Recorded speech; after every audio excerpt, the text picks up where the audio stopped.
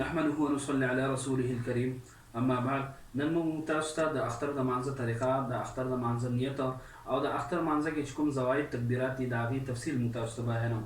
د اختر لمونځ د ټولو نه اول د اختر لمونځ دی. د اختر مانځه له چې کوم کله مراد شو امام سره موږ شریک شو، نو کله چې موږ امام سره کله هغه خپل تقریر ختم کړي د هغې نه وروسته لمونځ دی، اول لمونځ دی، نو چې کله لمونځ هغوی شروع کړي نو د امام سره ودرېږو، نو په دغه وخت کې به دا نیت وکړو چې یاره مونږ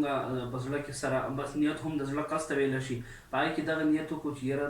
د اختر 2 رکعاته لمونځ، د اوړوکي اختر 2 رکعاته لمونځ واجب لمونځ ادا کومه او د سره د شپږو تکبیراتو نه او د امام پسې، بس دا نیت دی. چې کله دا نیت وکړو نو د هغې نه وروستو چې دی بیا به کله امام تکبیر ووایي نو ته به ورسره هم تکبیر ووایي، لاسونه به غوږونو ته اوچت کړي، د هغې نه وروسته به په نامه باندې لاسونه کښېږدي. چې کله نامه باندې لاسونه کېښوده نو په دې وخت کې به سبحانک اللهم وبحمدک وتبارک اسمک لا اله غیرک پورې ووایي. د هغې نه وروستو چې کله امام تکبیرات وایي لاسونه به پورته کړي، لاسونه د امام چې کله الله اکبر وایي نو ته به هم لاسونه پورته کړي، غوږونه ته به ویسي، بیا به واپس چې کله اولنی تکبیر وشي نو ته به دا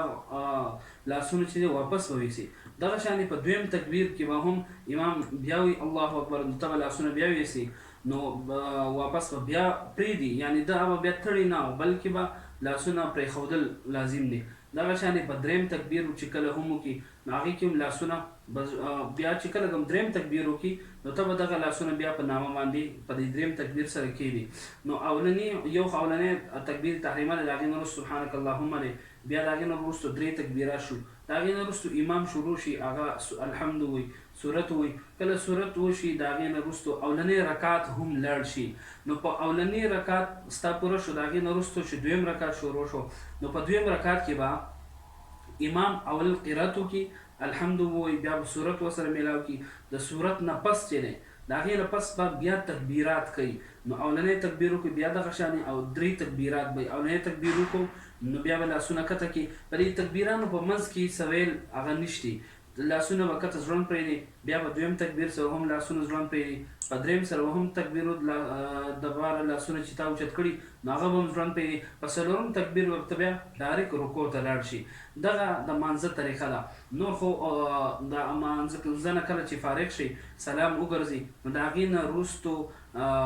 غوره طریقه دا ده چې یاره سړی دعا وکړي، خو مثلا اکثر دعا نه ډایرکټ خطبه شروع شي نو بیا خطبه اورېدل، هغې ته غوږ ایښودل، خاموشه پاتې کېدل دا واجب دي. دغه د اختر د مانځه هغه اوس که چېرته امام کله ولاړ او ته راغلې ستا نه مثلا اکثر مونږ سپیکر ته غوږ ایښودلی چې یاره کله اواز ختم بند شي نو هله مونږ لاړ شو، چې کله لاړ شو رکعت رانه شوی نو مونږ له څه کول پکار دي. کله چې مونږ تاسو راشو